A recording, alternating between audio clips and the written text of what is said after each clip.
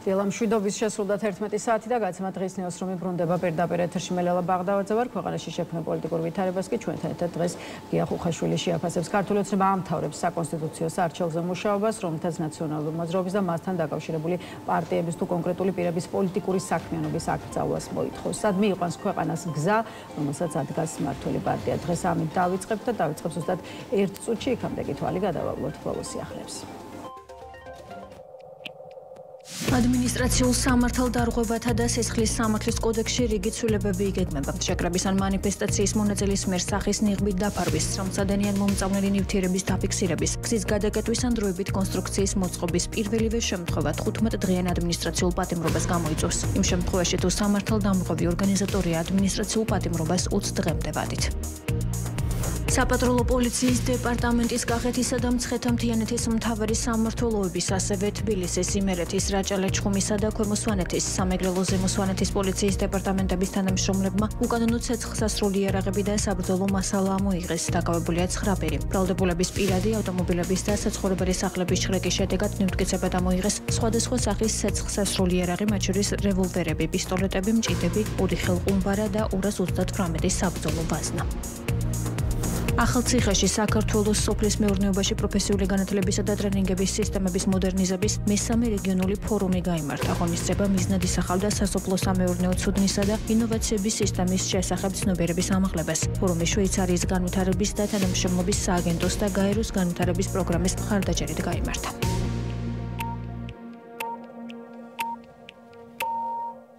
მაშასე ეს არის დღის ნიუსრუმი. კიდევ ერთხელ მოგესალმებით და წარმოგიდგენთ ჩვენს პირველ სტუმარს, პოლიტოლოგი გია ხუხაშვილი იმყოფება ჩვენთან ერთად. გამარჯობა ბატონ გია და მადლობა რომ ჩვენთან ხართ. ბატონ გია, ქართული ოცნების ინფორმაციით თითქმის დასრულებულია მუშაობა საგამოძიებო კომისიის დასკვნის საფუძველზე მომზადებულ სარჩელზე, რომლის შეტანასაც მმართველი პარტია საკონსტიტუციო სასამართლოში უახლოეს მომავალში აპირებს და რომლითაც ნაციონალური მოძრაობის, მასთან დაკავშირებული პარტიების თუ კონკრეტული პირების პოლიტიკური საქმიანობის აკრძალვას მოითხოვს. ამიტომ მოდით ხელისუფლების ამ, ასე ვთქვათ, გეგმის შეფასებით დავიწყოთ. ახლა ჩვენ ვიცით, რომ მანამდე იყო სხვა ნაბიჯები, შეზღუდვები დაუწესდათ მომიტინგეებს, ახალი რეგულაციები იქნა შემოღებული და ასე ვთქვათ, ჩარჩოებში მოექცა მედიის თუ არასამთავრობო სამოქალაქო სექტორის საქმიანობა, როგორც ამბობენ, ბევრი თვალსაზრისით გაუარესდა საკანონმდებლო ჩარჩო და მოკლედ სხვადასხვა სექტორის მოგუდვის, ასე ვთქვათ, მცდელობად ფასდება ის, რაც ქართულმა ოცნებამ უკვე გააკეთა. აი, რა უნდა დაერქვას ახლა უკვე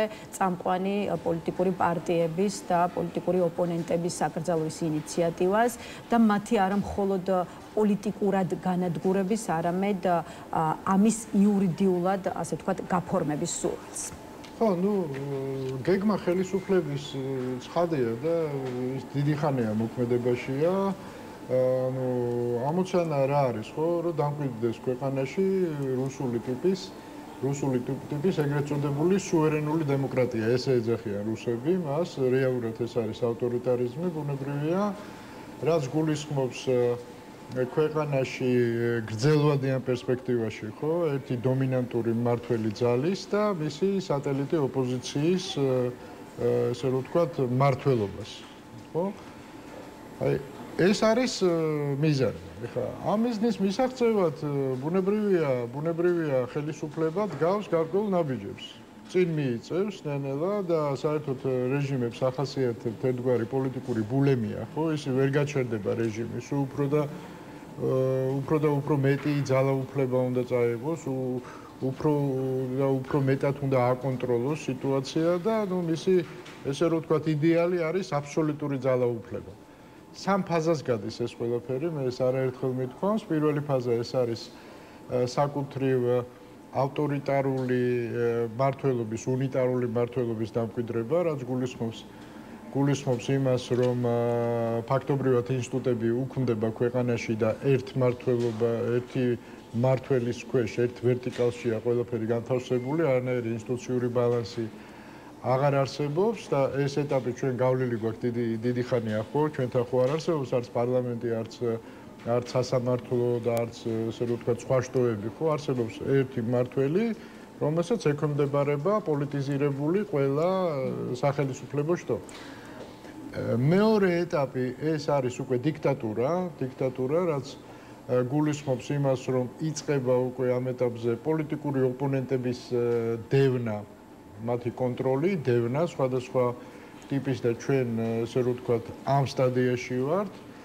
ნუ შემდეგი ეტაპი ამ ეტაპს თუ წარმატებით ბჭყალებში გაივლის ხელისუფლება, შემდეგი ეტაპი არის უკვე ტოტალიტარიზმი, როდესაც უკვე ხელისუფალს აღარ აკმაყოფილებს პოლიტიკური ოპონენტების გაყვანა, თამაშგარე მდგომარეობაში დატოვება, სამოქალაქო აქტივობის კონტროლი და უკვე პირად ცხოვრებაში ჩარევას იწყებს. ხო, ანუ აი მეორე ეტაპზე, როდესაც ხელისუფალი მოახერხებს, ის ესე ფიქრობს, ჩვენი პროტესტის სამზარეულოებში შერეკვას, დათითო კაცებას და სამზარეულოებში შერეკვას, აი შემდეგ ეტაპზე უკვე დაინტერესდება ჩვენ სამზარეულოში რა გქონდა. ყველაფერი ჯერ კიდევ არ გვინახავს და კიდევ უარეს უნდა ველოდოთ. ნუ რა თქმა უნდა, ესეთი სისტემები ვერ ჩერდება. ის ვერც გაჩერდება, რა არის, იცით? ეს ხო არის უსამართლო და ესე რომ ვთქვათ, აი ესეთი ფაქტობრივად არანაირ მხარდაჭერაზე არ მდგომი ვითარება, ხო? შესაბამისად, სულ წინ უნდა იარონ, სულ შეტევაში უნდა იყვნენ, იმიტომ რომ როგორც კი გაჩერდებიან, აქვთ განცდა რომ შეიძლება ჩამოიშალონ. აქედან გამომდინარე, ეს ბულემია, მეტყვილად არ გიხსენი, ხო? ვერ გაძღება, ანუ ავტორიტარიზმი ვერასოდეს ვერ გაძღება ძალაუფლებით. ადოგია მომზადებულია მთელი რიგი ცვლილებები, რომელიც კანონმდებლობაში შედის, მათ შორის კონსტიტუციის პრინციპების დამრღვევ პოლიტიკურ პარტიასთან დაკავშირებული პირები ვეღარ იყრიან კენჭს საპარლამენტო ადგილობრივი თვითმმართველობის არჩევნებში, ვერ დაიკავებენ უმაღლეს თანამდებობას, იქნება ეს სახელმწიფო პოლიტიკური თუ პოლიტიკური, ვერ გახდებიან კონსტიტუციით გათვალისწინებული ორგანოს ხელმძღვანელები, ამგვარი პირები არათუ ქვეყნის მართვაში ვერ მიიღებენ მონაწილეობას, არამედ ჩამოშორდებიან პარტიულ საქმიანობასაც, მათ აეკრძალებათ ნებისმიერი პარტიის წევრობა.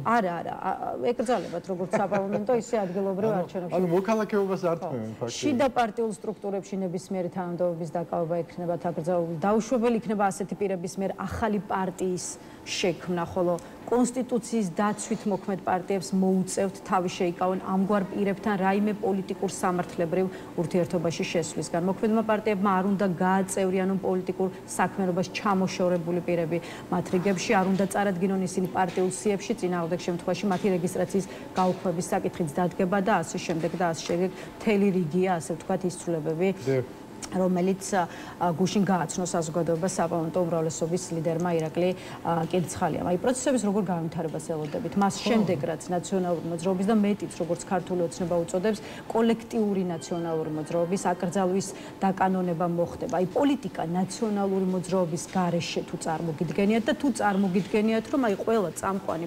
ოპოზიციური ფიგურა, ასე ვთქვათ, გუდანაბაც აიკრავს და უბრალოდ სახლში წავა. ხო, ნუ დავიწყებ იქიდან, რომ მთელი ამ წლების განმავლობაში ქართული ოცნება და ნაციონალური მოძრაობა ეს იყო ერთგვარი სიმბიოზი, ხო? ისინი ერთმანეთს ყვებავდნენ და აძლიერებდნენ. ანუ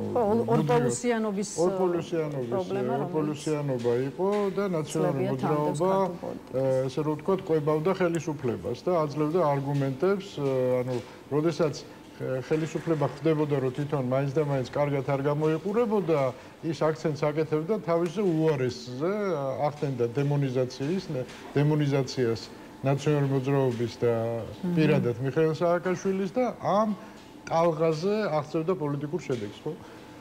აქედან გამომდინარე, ერთის მხრივ, რა თქმა უნდა, თუ ეს ორპოლუსიანობა დაირღვევა, ეს სახელმწიფო ინტერესებშია და კარგია პოლიტიკურ სივრცეს გახსნის ერთგვარად, ხო?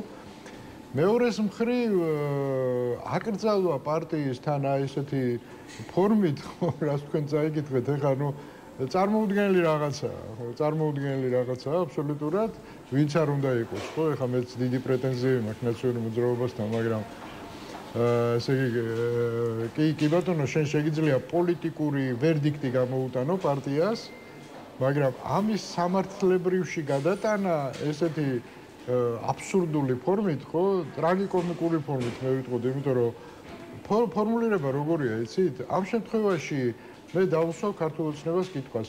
ნაციონალურ მოძრაობასთან აფილირებულ პირებზე და ასე შემდეგ და ასე შემდეგ რო ეკრძალებათ, ეს ეკრძალებათ, გავიგე, მაგრამ ქართული ოცნების აკრძალვასაც აპირებენ შესაბამისად? იმიტომ რომ ქართული ოცნების 95% დაკავშირებულია ნაციონალურ მოძრაობასთან ამა თუ იმ ეტაპზე. ეს ხალხი ვინ არიან, ხო არიცით ქართულ ოცნებაში ვინც არის დღეს? მათ ყველას ჰქონდა კავშირი ნაციონალურ მოძრაობასთან, ანუ თვითლიკვიდაციასაც აცხადებენ თუ რანაირად ხდება ეს ყველაფერი, ხო?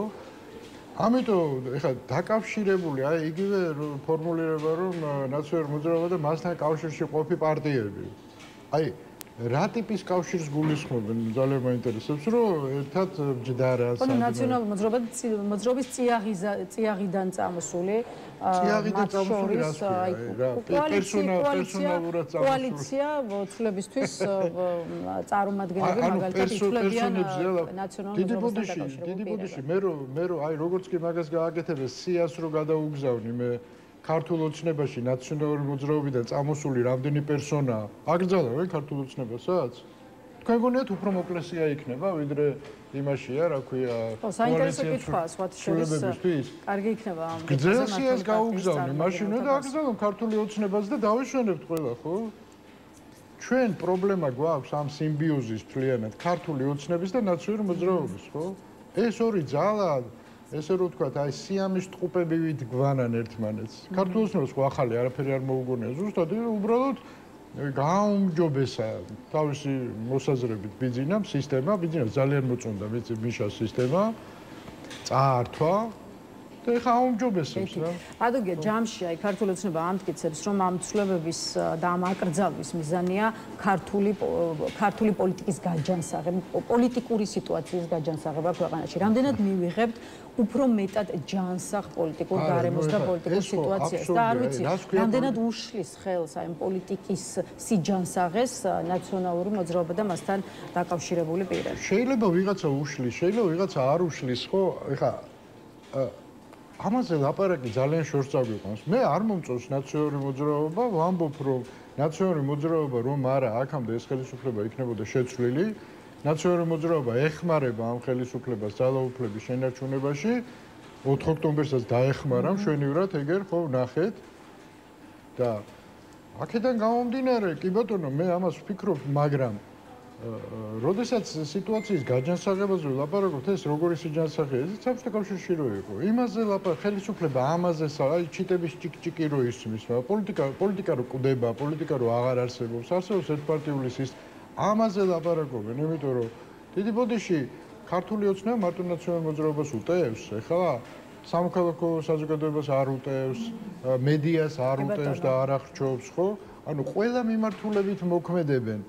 აქ არ არის ლაპარაკი ნაციონალურ მოძრაობაზე შეტევაზე, აქ არის მთლიანად საზოგადოებრივი პოლიტიკური ცხოვრების მონოპოლიზაციის ამოცანა. 4 ოქტომბერიც ახსენეთ და ამ თემაზე აუცილებლად დაგისვათ კითხვას. იქამდე დამატებითი ცვლილებები შედის ადმინისტრაციულ სამართალდარღვევათა და სისხლის სამართლის კოდექსებში, უკვე მომიტინგეებთან მიმართებაში და ერთი კითხვის დასმა მინდა რომ ამ თემაზეც მოვახერხო და ეს ცვლილებებიც კანონში შესატანად გამზადებული გუშინ ასევე საპარლამენტო უმრავლესობის ლიდერმა ირაკლი კერცხალიამ გააცნო საზოგადოებას უფრო კონკრეტულად კი აი რამდენიმე ძირითადი ჩანაწერი რომ ვუთხრათ ჩანაწერის შესახებ ვუთხრათ მაყურებლებს შეკრების მონაწილის მიერ სახის მიღბით დაფარვის გზის გადაკეტვის უკვე პირველივე შემთხვევა გამოიწვევს ადმინისტრაციულ პატიმრობას 15 დღემდე ასევე სისხლის სამართლებრივი პასუხისმგებლობა დაეკისრება პირს რომელიც სამართალდამცავს მესამედ მიაყენებს შეურაცხყოფას ან არ დაემორჩილება მის განკარგულებას და მოკლედ ასე შემდეგ და ასე შემდეგ აქაც მთელი რიგი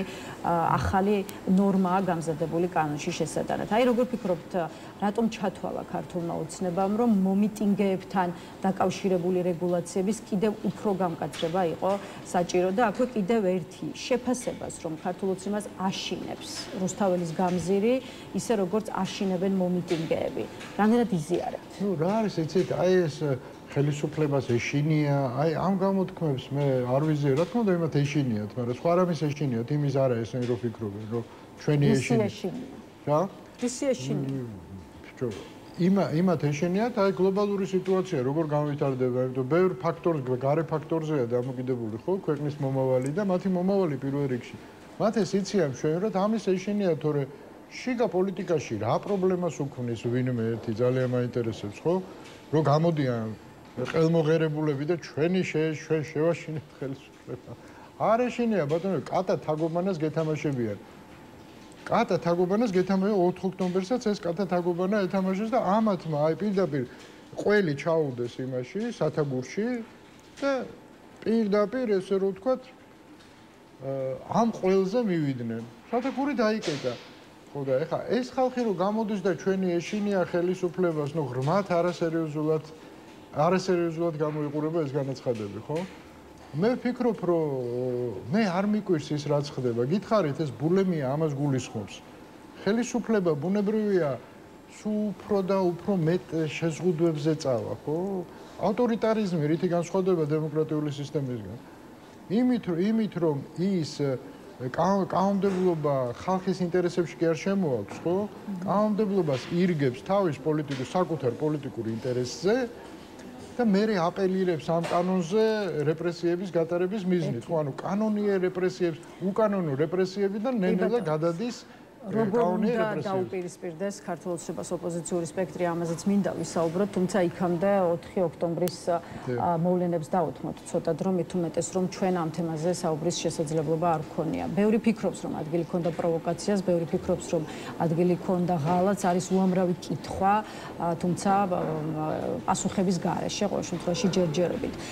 თქვენ რომელი ვერსიისკენ იხრებით? იმ ძალიან ბევრ ვერსიას შორის არის შესაძლებლობა. აი ერთ-ერთი ყველაზე ასე თქვათ გამოკვეთილი ვერსია რომ ქართულმა ოცნებამ თავად გააბა მახეში აქციის ორგანიზატორებიც და მომიტინგეებიც და არის ვარაუდი რომ ეს გააკეთა იგივე გრიგოლ ლილუაშვილის დახმარებით, რომელსაც აი ერთ-ერთი მედიის ინფორმაციით სავარაუდოდ ორმაგი აგენტის როლი უნდა ჰქონოდა. მეორე მხრივ არის საუბარი რომ დაპატიმრებული ორგანიზატორების უკან უნდა იყვნენ თავარი ორგანიზატორები, რომელთა შორისაც სახელდება მაგალითად ბაჩო ახალაია. მოკლედ რა, ასე თქვათ, პასუხი გაქვთ კითხვებზე, რა უნდა მომხდარიყო და რა როლი შეიძლება ქონოდათ. ერთი მხრივ გრიგოლ ლილუაშვილს და ქართულ ოცნებას იმაში რაც ვნახეთ და მეორე მხრივ ბაჩო ახალაიას როლსაც თუ რა არის ისეთ ახლა თქვენ ისეთ კითხვას მისვავთ რომ მე ხო ჭორაობას ხო არ დავიწყებ აქ და პერსონებზე ლაპარაკს ხო რაც არ ვიცი მე ზუსტად როგორ შეიძლება მე პერსონებზე ვილაპარაკო როდესაც ზუსტი ინფორმაცია არ აქვს ხო მე შემიძლია ზოგად სურათზე ვისაუბრო და მე ამაზე ვლაპარაკობდი 4 ოქტომბრამდე ერთ თვის განმავლობაში რომ ამზადებს ხელისუფლება პროვოკაციას და არ წამოიგოთ ამ ერთი თვე ვაფრთხილებდი ყველას ხო და ნაცვლად იმისა რომ საღი აზრი მოემხროთ ხო მოემხროთ აქეთ შემომეტრიალდნენ და მე მლანძღავდნენ ამას როგორ ამბობ ხო საბოლოო ჯამში ხო დადგენ ფაქტის წინაშე ხო მე შემიძლია ერთადერთი რაღაცა გითხრათ რომ რა თქმა უნდა ეს იყო ხელისუფლების მხრიდან პროვოცირებული თუ სტიმულირებული რა მნიშვნელობა აქვს ხო სტიმულირებული სპეცოპერაცია მასშტაბური სპეცოპერაცია რომელშიც მონაწილეობდნენ ოპოზიციის მხრიდან პროვოკატორები ვის გულისხმობთ? სასარგებლო აი დაკავებულ ორგანიზატორებს გულისხმობთ თუ გულისხმობთ მათ მიღმა მდგომა მე ჭორაობას ვერ დავიწყებ რა მე ჭორაობას ვერ დავიწყებ მე თუ არა მაგრამ დარწმუნებული ვარ ზოგადად ეხლა ვინ იყო კონკრეტულად პროვოკატორი მე საიდან გითხრათ გამძიებელი ვარ მე რანაირად უნდა მაგრამ დარწმუნებული ვარ პროვოკატორები ამ საქმეში იყვნენ სასარგებლო ბრიყვები მონაწილეობდნენ და ფსევდო სპონსორები მონაწილეობდნენ ვინც ფულს იხდიდა ამაში და სავარაუდოდ ეს იყო ხელისუფლების ფული. ვიღაც გამტარის მეშვეობით, ხო? აი ესე მოხდა ეს ყველაფერი. ეხლა კონკრეტულად ვის რა როლი ქონდა, ვინ მოლარე იყო, ვინ პროვოკატორი იყო. ხო, პროვოკატორი შეიძლება დაიჭირო კიდევაც, იცით? მაგალითად, გიორგი ბახარიას დაიჭირო და მე გამოვუშვა. რომ უნდა დადგეს არა მხოლოდ უკვე დაკავებული ორგანიზატორების პასუხისმგებლობის საკითხი, არამედ უნდა დადგეს მაგალითად ნაციონალური მოძრაობის პასუხისმგებლობის საკითხი, ისე როგორც კოალიცია ცვლილებისთვის პასუხისმგებლობის საკითხი და მეტიც გახარიას პარტიაში მიაჩნიათ, რომ საერთოდ სალომე ზურაბიშვილის პოლიტიკურ პასუხისმგებლობაზე უნდა 4 ოქტომბრის მოვლენებთან პოლიტიკური პასუხისმგებლობა ჩვენ გახარიას პარტიას უფლება აქვს პოლიტიკური პასუხისმგებლობა დააგისროს ვისაც უნდა ვიღაც ამას გაიზიარებს, ვიღაც ამას არ გაიზიარებს, ხო? ეს სხვა საკითხი, ეს არის მათი პარტიული დღის წესრიგი. ხო და ეხლა სამართლებრივზე არ ვლაპარაკობთ იმედია, ხო და რაც შეეხება პოლიტიკურ პასუხისმგებლობას, კი ბატონო, ვიღაცა თulis ესეა, ვიღაცა თulis ისეა, ვინც ამ დღის წესრიგს აყალიბებდა და რაღაც ასე რომ ვთქვათ, მოლოდინებს ქმნიდა, აბსოლუტურად ყალბდა, აბსოლუტურად უაზრო მოლოდინებს ქმნიდა, ხო? ყველას აქვს თავისი მცირე თუ დიდი მოსანანიებელი, მოდით ესე ვთქვათ, ხო, იმიტომ რომ უმეტესობა ამ ადამიანების ბუნებრივია შეცდომაში იყო შეყვანილი და რაღაც ილუზიაში უნდოდა რომ ეცხოვრა, ხო? აი მაგალითად იმდენად უნდოდა რომ დაეჯერებინა რომ რეალური იყო რომ იყობოდა. იყო შესაძლებელი 4-ში მშვიდობიანი რევოლუციის გზით. ეს ხო სისულელია, ეს ხო არ იყო შესაძლებელი. ნაციონალურ მოძრაობას ბოდიში აქვს მოსახდელი იმ განცხადებების გამო, რასაც თვეების განმავლობაში აწვდიდა. ნაციონალურ მოძრაობას ბოდიში აქვს იმდენ რაღაცაზე მოსახდელი, რომ ერთით მეტი ბოდიში იქნება თუ ერთით ნაკლები, ამას ჩემთვის ახლა პრინციპული მნიშვნელობა არ აქვს, ხო? აქ არის ლაპარაკი, თუ ლაპარაკობთ პოლიტიკურ პასუხისმგებლობაზე, რა თქმა უნდა, პოლიტიკურად ყველა აგებს პასუხს. მიუხედავად იმისა, რომ დაუშვათ ბევრი ადამიანი, მე ნამდვილად მენანება, ხო? ბევრი ადამიანი პოლიტპატიმარია, მე შემიძლია ეს დავადასტურო, ვინც ამ მოვლენებთან დაკავშირებით იქნა დაპატიმრებული, მიუხედავად ამისა, ზოგიერთ მათგანს, კი ბატონო, მიუხედავად იმისა, რომ შეიძლება პირადი გმირობა გამოიჩინა, ზოგიერთმა მათგანმა სხვა ადამიანების ბედით ითამაშა, ხო? შენ როდესაც შენ თავზე ხარ პასუხისმგებელი და პირადი თავგაწირვის მაგალითს გვაჩვენებ, ეს პატივისცემას იმსახურებს, მაგრამ შენ რო ხრამში ხტები და 50 ადამიანს რომელზეც არც გიკითხავს თან გადაიყოლებ, ხო? შენ აღარა ხარ გმირი, შენ სხვა რაღაცა გქვია ამ შემთხვევაში რა. აქედან გამომდინარე, მით უმეტეს, როდესაც წინასწარ არის ყველაფერი ნათქვამი და წინასწარ გაფრთხილებენ რომ არა ამის გაკეთება არ შეიძლება, ხო? ასე რომ სევდიანია ეს ყველაფერი, სევდიანი სურათია. მე არ მინდა ეხლა ნიშნის მოგებით ლაპარაკი გამომივიდეს, მაგრამ მეტი დაკვირვება, მეტი რაციოა შემოსატანი, ხო? არ შეიძლება ემოციით მხოლოდ პოლიტიკის მართვა, მორალური პედესტალიდან ლაპარაკზე ადვილი არაფერი არ არის. და მორალი, რა თქმა უნდა, ფუნდამენტია პოლიტიკის და ნებისმიერი საქმიანობის, ხო? მაგრამ რაციოს გარეშე მორალი პოლიტიკაში წარმატებული ვერ იქნება. ესეც უნდა გვესმოდეს ყველას. ბატონგია, კიდევ უფრო შორს მიდის ქართული ოცნება, როდესაც საქმე ეხება 4 ოქტომბრის მოვლენებს და ახლა მორიგი კითხვა მართული პარტიის რიტორიკის კონტექსტში ხელის გულზე დევს, რომ 4 ოქტომბრის სახელმწიფო გადატრიალება უცხოეთიდან იყო დაგეკნილიო, ამას ამტკიცებენ ქართულ ოცნებაში, უფრო კონკრეტულად კი შალვა პაპუაშვილის პოზიცია გავაჟღერი ახლა ეთერში. აი თქვენ რას ხედავთ ხელის გულზე, როცა საქმე ეხება ასე ვთქვათ გარე ძალებს და რას უპასუხებთ ქართულ ოცნებას? საქართველოში აგენტურული ქსელი წლების განმავლობაში იქნებოდა და სწორედ გარე ძალების კისერზეა მათ 4 ოქტომბრის მათ კონდათ ესე რომ ვთქვათ ესეთი ჩანაფიქრი რომ ეს თემა გაებუქათ და რაღაც მართლა სახელმწიფო გადატრიალების საქმე შეეკერათ, მაგრამ ვერ კერავენ. რატომ? იმიტომ რომ ოპერაცია კარგად იყო ჩაფიქრებული, სისტემური იყო, მაგრამ ბოლომდე ვერ წავიდნენ. აი რას გულისხმობ ამას, ხო? რომ რეალური სახე მიეცათ ამ ყველაფრის. გულისხმობ იმას, რომ შეკაედამიანო ამ ხელა სპეცოპერაციას რო იწყებ, ხო? და ღობეზე ჩერდები და ღობის მოშლის ინკრიმინირებას ახდენ, ხო? ძალიან სუსტი თემაა რა. და ამიტომ ვერ შეკერეს ეს სახელმწიფო გადატრიალების საქმე. შეუშვი შიგნით, თუ მაინც და მაინც სახელმწიფო გადატრიალება გინდა და უცხოეთშიც რაღაცა თქვა და ისა, აჩვენე დანგრეული შენობა, დამწვარი შენობა. შიგნით შესული ვიღაცეები რო ყველაფერს ლეწავენ, ხო? აი ეს აჩვენე. ეს ვერ აჩვენეს. რატო? იმიტომ რომ ესენი ხომ ხდალები არიან. ამიტომ ეხა ღობით, ხო, ძალიან სუსტი თემაა რა. ანუ ფაქტობრივად მე შემიძლია ვთქვა, რომ ხელისუფლებამ ორი ძირითადი ამოცანა ერთხელ შეასრულა. ერთი იყო არჩევნების ნაკლები პრობლემებით მოგება და მეორე ამოცანა იყო ძალის დემონსტრირება ერთგვარი და ეს ორივე უნდა მოხდარიყო 4 ოქტომბერს. ამით მან მიაღწია ტაქტიკურ გამარჯვებას, გარკვეულწილად დრო მიიღო, მაგრამ სტრატეგიული ამოცანა ვერ შეასრულა. აქედან გამომდინარე, ამ საზოგადოებაში კიდე დარჩა შანსები იმისა, რომ ჩვენ ეს ავტორიტარული ტენდენციები დავამუხრუჭოთ და საბოლოო ჯამში შევაჩეროთ. ერთი კითხვა დავსვათ იმაზეც, მოქმედების რა გეგმაზე უნდა გადავიდეს ოპოზიციური სპექტრი, მით უფრო იმ ფონზე, როცა კიდევ ერთხელ კოლექტიურ ნაციონალურ მოძრაობად შეფასებული პარტიების აკრძალვის დასაკანონებლად დგამს აქტიურად. აზრი აქვს რამე ამ კითხვაზე რო გიპასუხოთ მე მგონი არა აქვს აზრი. საინტერესო უკითხვა იყო და შესაბამისად მეც მაინტერესებს ამ კითხვაზე პასუხი. ჩვენ იმდენჯერ გვისაუბრია თქვენთანაც ხო? აი უმარტივეს თემებზე რომ ორჯერ ორი არის 4, ხო? და მაინც საჭიროა თუ არა ბატონია ეპარებათ ოპოზიციის ერთად და კონსოლიდირებულად მოქმედება თუ ასე ვთქვათ ამაზე საუბარიც კი უბრალოდ დღის დაკარგვა იქნებოდა. დღის მდგომარეობით ვინ არის ეს ოპოზიცია? ჯერ ამაში უნდა გავარკვევთ. ვინ არის დღის მდგომარეობით ოპოზიცია? რომელსაც აქვს პოლიტიკური პერსპექტივა. ჯერ ეს გავარკვიოთ და მე რო ვილაპარაკო. ანუ საერთოდ ასე დგას საკითხი რა. თუ ესე დგას, ეხლა თუ აკრძალეს ეხლა პარტიები, აბა ვიცით, ნაციონალურ მოძრაობა თუ აკრძალეს ხვალე, აბა რა ვქნათ მე.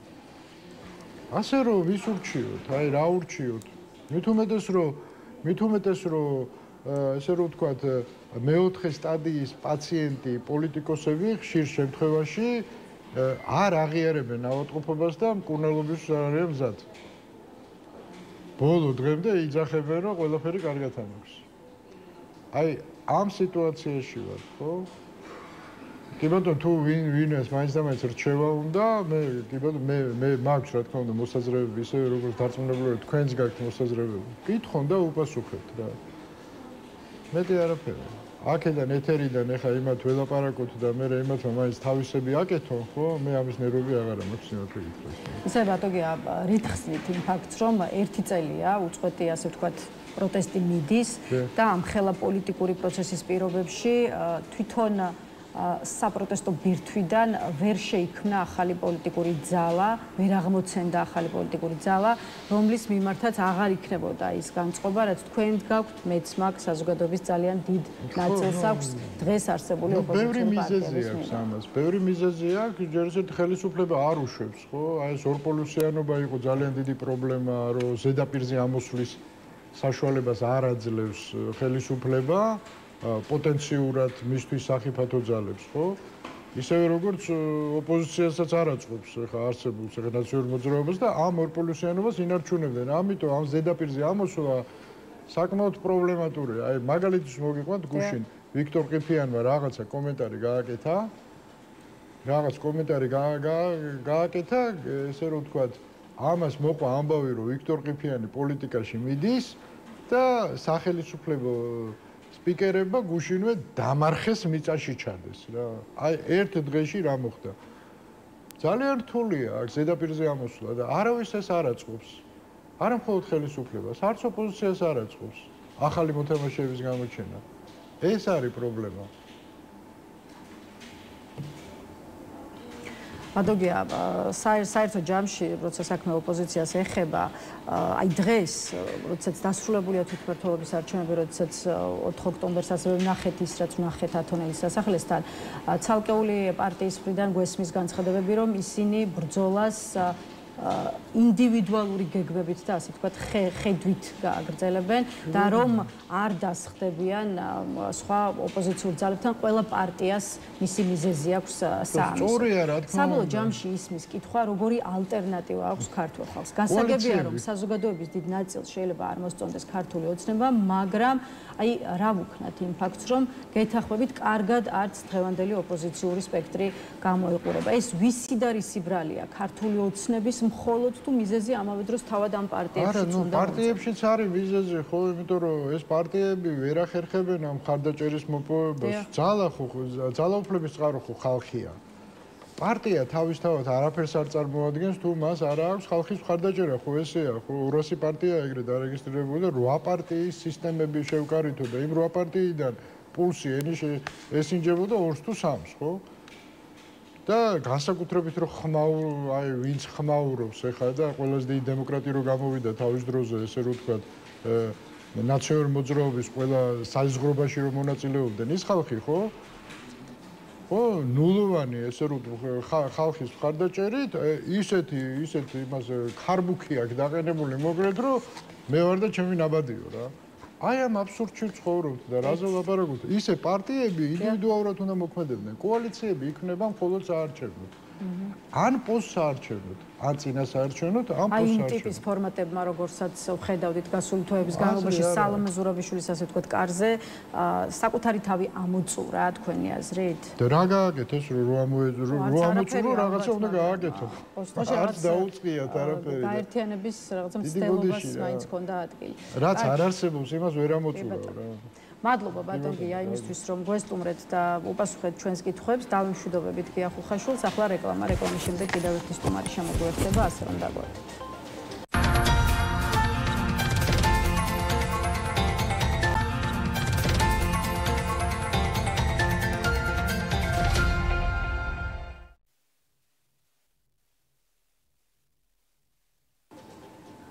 მაშაზე რეკლამის შემდეგ ვაგრძელებთ პირდაპირ ეთერში მუშაობას. გვერდება ჩვენი კიდევ ერთი სტუმარი, კოალიცია ცვლილებისთვის ერთ-ერთი ლიდერი გიგა ლემონჯავაა ჩვენთან ერთად. გამარჯობა ბატონ გიგა და მადლობა რომ გვესტუმრეთ.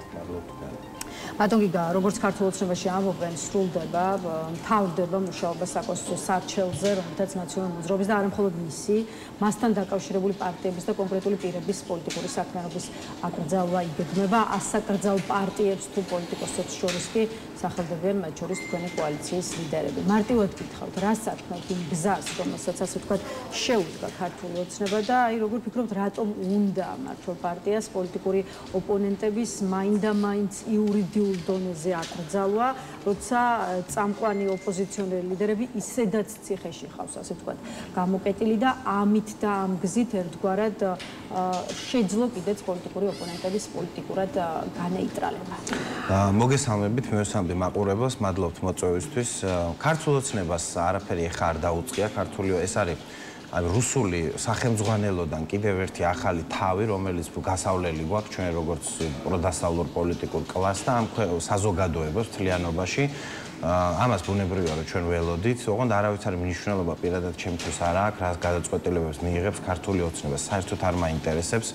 ჩვენი პოლიტიკური ბრძოლა, ჩვენი ბრძოლა ამ ქვეყნის თავისუფლებისთვის და ევროპული მომავლისთვის არ არის რაღაცა იუსტიციის სახლში გაფორმებული დოკუმენტი ან რა ვიცი ნებისმიერი სხვა ვითომ სახელმწიფო ინსტიტუტის მიერ გაცემული ცნობა რეგისტრაციის შესახებ. ეს ბრძოლა არის გაცილებით უფრო ღრმა და მნიშვნელოვანი ბრძოლა. ამიტომ მათ შეუძლიათ გააკეთონ რაც უნდათ, ითამაშონ თავისთვის ეს ფურცლობანა.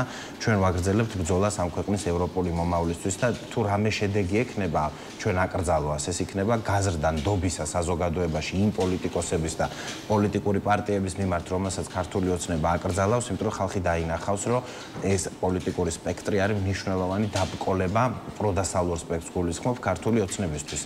მაგრამ მე ასევე მინდა გითხრათ, ჩემი აზრით რა არის ქართული ოცნების გეგმა, რაზე აქვთ გათვლა ეხა მათ.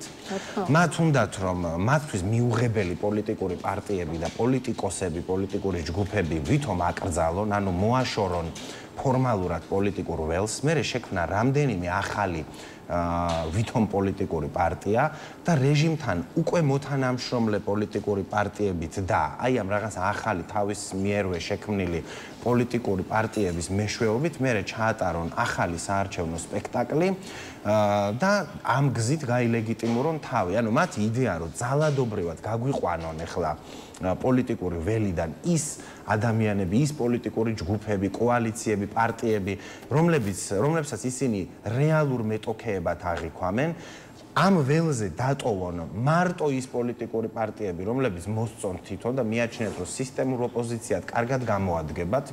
ამის პარალელურად შექმნა რამდენიმე ახალი პოლიტიკური ჯგუფი, რომლის შესაღებასაც შეეცდებიან უცხოელებისთვის, რომ აი ამათი აკრძალვის ფონზე ეს რაღაც ავტორიტარული და დიქტატორული გადაწყვეტილება კი არ არის მათი აკრძალვა. აი ახალ პოლიტიკურ პარტიებს ვაძლევთ შესაძლებლობას, რომ რეგისტრაცია გაიარონ, აბა რანაირი დიქტატურაა ეს? ამ კონკურენტული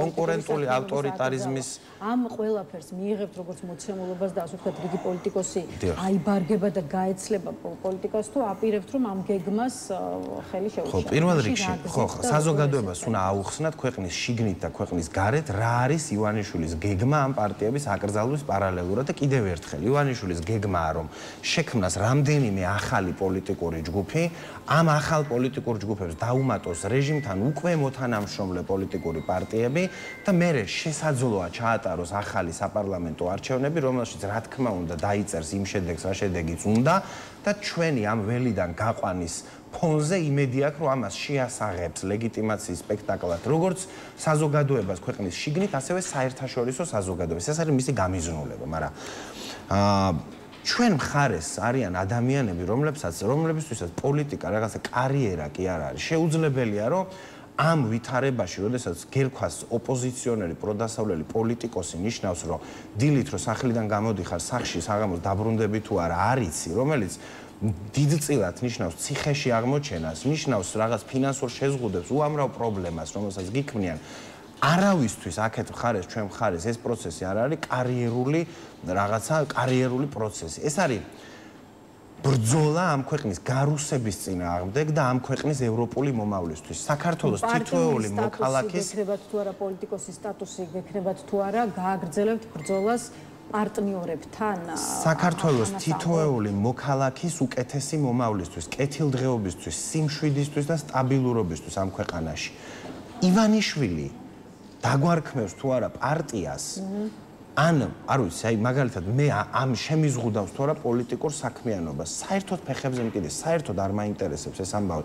ეს არ არის განსაზღვრელი. იუსტიციის სამინისტროს მიერ გაცემული ცნობა არ არის ამ ქვეყნის ევროპული მომავლისთვის ბრძოლის ბილეთი.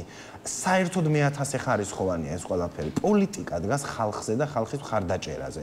თუ ხალხი გიჭერს მხარს, შეუძლებელია, რომ ნებისმიერი რაღაც ფორმალური გადაწყვეტილებით შეგიზღუდონ ხალხთან ურთიერთობა, პოლიტიკური საქმიანობა. ეს არის გამორიცხული. ბუნებრივია, რომ ჩვენ არათუ გავაგრძელებთ ამ ბრძოლას. დაგვეხმარება ივანიშვილის ეს ნაბიჯი, იმიტომ რომ საზოგადოება კიდე ერთხელ დაინახავს, რომ პოლიტიკური სპექტრი კი არ მომკვდარა და სახში კი არ წასულა. აქ არის ხალხი ეხლაც ამ მომენტშიც, ხო, აი მაგალითად ჩვენი კოალიციის შემთხვევაში. ჩვენი კოალიციის 4 ლიდერიდან 4 ზის ციხეში. და ზის არა იმიტომ, რომ ციხეში ჩაჯდომა ვინმეს უხარია, არამედ იმიტომ, რომ ჩვენ მიგვაჩნია, რომ ამ რეჟიმთან არ თანამშრომლობა, ამ რეჟიმის არაღიარება არის გამარჯვების ერთადერთი სწორი გზა. ამიტომ ჩვენთვის აქ ახალი არაფერი არის. გარდა ლიდერებისა, წევრების ხედან ციხეში, საბას ხვიტარიძეს ციხეში, გელა ხასაიაზის ციხეში, ბევრი ხალხი ახლა მაგალითად აი ბოლო დღეების განმავლობაში კოალიციის კიდე 3 წევრი დააკავეს, ხო, პოლიტიკურ პატიმრად აქციეს. არაფერი ჩვენთვის ამით არ იცვლება. პირიქით, ეს არის მეტი мотиваცია ჩვენთვის და იმ ბრძოლის დაფასება სინამდვილეში, რომელშიც ჩვენ ვართ. თუ აკრძალავენ, ნიშნავს, რომ შენი ბრძოლით ხელს უშლი ამ ხელისუფლებას, ეგრეთ წოდებულ ხელისუფლებას, ამიტომ პირიქით ეს იქნება დიდი პატივი და უფრო დიდი мотиваცია, რომ ამ რუსების წინააღმდეგ გავაგრძელოთ ბრძოლა მეტი ენთუზიაზმით, მეტი ორგანიზებულობით. ბატონო, აი თქვენ დასავლეთ პარტნიორებთან, ესე ვთქვათ, კომუნიკაციის და მუშაობის გაგრძელების მნიშვნელობაზე გააკეთეთ აქცენტი და ამაზეც მინდა ჩაგეკითხოთ. აი რა არის თქვათ ის ნაბიჯები, რასაც ახლა ელოდება ზოგადად არ მხოლოდ თქვენი კოალიცია, არამედ ზოგადად ოპოზიციური სპექტრი, დასავლური სახელმწიფოებისგან, დასავლური ქვეყნებისგან, მით უმეტეს რომ ცოტა ხნის წინაც იმყოფებოდით, ხო, თქვენ ოპოზიციის სხვა წარმომადგენლებთან სტრასბურგში, სადაც ქართულ ოცნებასთან დაკავშირებული მორიგი კრიტიკული რეზოლუცია კი მიიღეს, თუმცა ხა იცით რომ ამ ტიპის მწვავე საერთაშორისო დოკუმენტებს და მასში გაკეთებულ მოწოდებებს ყურად არ იღებს ქართული ოცნება. შესაბამისად, საჭიროა თუ არა ასე ვთქვათ, კონკრეტული გადაწყვეტილებები პარტნიორი ქვეყნების მხრიდან, რომელიც გავლენას მოახდენს ქართულ ოცნებაზე და მეორე მხრივ, რატომ იგვიანებს ასეთი გადაწყვეტილებები და ნაბიჯები? რეზოლუციები არის უმნიშვნელოვანესი, იმიტომ კი არა, რომ ქართულ ოცნებას თვალები აიხილება და ტვინი გაიხსნება, არამედ იმიტომ, რომ ამ ტიპის პოლიტიკურ განცხადებებზე დგას მერე გადაწყვეტილებები ევროკავშირის დედაქალაქებში. ამიტომ არის მნიშვნელოვანი. ქართული ოცნება როგორც ველური რაღაცა ურდო, ბუნებრივია, რომ არიღებს ყურად ამას, მაგრამ ყურად ამ რეზოლუციებს იღებენ ბერლინში, პარიზში, ლონდონში, არ ვიცი, ევროპის სხვა დედაქალაქებში ის უმაღლესი პოლიტიკური თანამდებობის პირები, რომლებმაც უნდა მიიღონ შესაბამისი გადაწყვეტილებები. ხა რაც შეეხება ჩვენ საერთაშორისო პარტნიორებთან ურთიერთობების გაგრძელებას. ივანიშვილის რეჟიმი დგას სამ სვეტზე. ეს არის ფული, ეს არის პროპაგანდა და ეს არის ხისტი საპოლიციო ძალა. ფული, პროპაგანდა და ძალადობა. საერთაშორისო სანქციები, რომლებიც უკვე ადგილზეა და რომლებიც მომავალში კიდევ უფრო მძიმე უნდა იყოს ქართული ოცნებისთვის, პირდაპირ ურტყავს ივანიშვილის ფულს, იმ კორუფციულ ფულს, რომელსაც ივანიშვილი საქართველოს მოქალაქეების ჯიბიდან იღებს და მე ამ ქვეყნის მომავლის ნგრევაში ხარჯავს. აი ამ ფულს, აი ამ კორუფციული გზით მოპარულ ფულს ურტყავს პირდაპირ საერთაშორისო სანქციები. ამიტომ არათუ შევანელებთ ჩვენ საერთაშორისო პარტნიორებთან ურთიერთობებს, პირიქით თუ პოლიტიკურ პარტიებს აკრძალავენ, ამით ვერავის ვერ მოატყუებენ. პარიზში, ლონდონში, ბერლინში, ვაშინგტონში ყველას ეცოდინება რა ტიპის გადაწყვეტილება ეს. ამიტომ სანქციები ამ ავტორიტარული ნაბიჯის მერე, ეს უკვე დიქტატურული ნაბიჯი იქნება. უფრო გამწვავდება. არ იყო ქართული ოცნებისთვის და მასთან დაკავშირებული პირებისთვის გასული 1 წელი მარტივია. ეს საერთაშორისო გამჭვირვალობას საქართველოს გაავრცელა სხვა შორის ცოტა ხნის წინ ინფორმაცია, რომ დასავლეთმა ჯამში ქართული ოცნების 230-ზე მეტი წარმომადგენელი დაასანქცირა, დასანქცირებულთა შორის არიან ივანიშვილი და მისი ოჯახის 4 წევრი, 52 მაღალჩინოსანი, 47 მოსამართლე, 17 პროკურორი და 14 პოლიციელი. რას ამბობს ეს რიცხვები კი ბატონო, თუმცა ამავე დროს ისევ ის კითხვა მინდა დაგისვათ, რაც უკვე დაგისვით. შესაძლოა ცოტა არ იყოს დასანქცირებული პირების რაოდენობა, მაგრამ საჭიროა თუ არა მაინც მეტი ნაბიჯი და გადაწყვეტილება დასავლელი პარტნიორების მხრიდან. ჩანს თუ არა, რომ დასავლეთში ამ ეტაპზე მიღებული გადაწყვეტილებები ვერ ახდენს გავლენას ქართულ ოცნებაზე მარტივად, რომ აი მაგ რიცხვებს რასაც თქვენ ახლა მოიყვანეთ, დავამატებთ სტატისტიკას კიდე რომ დასანქცირებული ძალოვნების 78% ივანიშვილმა ან მოხსნა თანამდებობიდან, ან დააქვეითა, ანუ დამალა. რაც ნიშნავს, რომ საერთაშორისო სანქციების მიმართ ივანიშვილი არის მოწყვლადი და ეს ჯერ კიდე არ არის იმ სუსხავი ეფექტის, არ ვიცი, ნახევარიც კი, რაც შეიძლება რომ ამ საერთაშორისო სანქციებს კონდეს. ივანიშვილს ეშინია ამ სანქციების სინამდვილეში და თუ პარტიებს აკრძალავს ამ დიქტატორულ ნაბიჯზე წავა, ბუნებრივია რომ ეს სანქციები ბევრად უფრო მძიმე გახდება, მაგრამ ასევე მინდა გარდა ამ ფულის განეიტრალებისა ივანიშვილის და სანქციებისა, თქვენი ყურადღება მივაპყრო იმ მნიშვნელოვან ამოცანაზე, რაც ჩვენ როგორც საზოგადოებას გაგვაჩნია და ეს არის ბრძოლა ბოლომდე. ივანიშვილმა უნდა გაიგოს, რომ ის დაიღლება გაცილებით უფრო ადრე, ის გატყდება და ჩვენ არ გავტყდებით. ამის მაგალითია 26 ოქტომბერს დაანონსებული დიდი საპროტესტო აქცია თბილისში, რომელიც გუშინ დაანონსეს პოლიტიკურმა პარტიებმა, სამოქალაქო ჯგუფებმა, აქტივისტურმა ჯგუფებმა, პოლიტპატიმრების ოჯახების წარმომადგენლებმა, საქართველოს ლეგიტიმურმა პრეზიდენტმა, ანუ დიდმა კონგლომერატმა დემოკრატიისთვის ბრძოლის რაღაცა ჯგუფმა ამ ქვეყანაში 26 ოქტომბერი არის საკონსტიტუციო გადატრიალების დასაწყისი. სინამდვილეში თუ ვინმე გადაატრიალა ეს ქვეყანა, ეს არის ბიძინა ივანიშვილი, იმიტომ რომ მან მიიტაცა 1 წლის წინ 26 ოქტომბერს არჩევნები და ეს საკონსტიტუციო გადატრიალება, რომელიც 26 ოქტომბერს დაიწყო, უკვე გააფორმა 28 ნოემბერს კობახიძის პირით ამ ქვეყნის ევროპულ მომავალზე უარის თქმით. ამიტომ ეხლა 26 ოქტომბერს არის კრიტიკულად მნიშვნელოვანი, რომ რაც შეიძლება მეტმა ადამიანმა ვაჩვენოთ ზუსტად ამ მომენტში, როცა ივანიშვილს გონია, რომ ამ დრაკონული კანონებით, პარტიების აკრძალვით, ამ რაღაც 4 ოქტომბრის პროვოკაციით, რომ თითქოს გატეხავს პროტესტს, თითქოს შეაშინებს ვინმეს, იმიტომ რომ ივანიშვილი ხო არაფერზე აღარ დგას. ივანიშვილს საერთოდ არ აინტერესებს თქვენ, მე, აი აქ დამსწრე ადამიანებს ის მოგწონს თუ არა. მხარს უჭერთ თუ არა, ეს არ აინტერესებს. ერთადერთი რაზეც დგას ივანიშვილი არის შიში.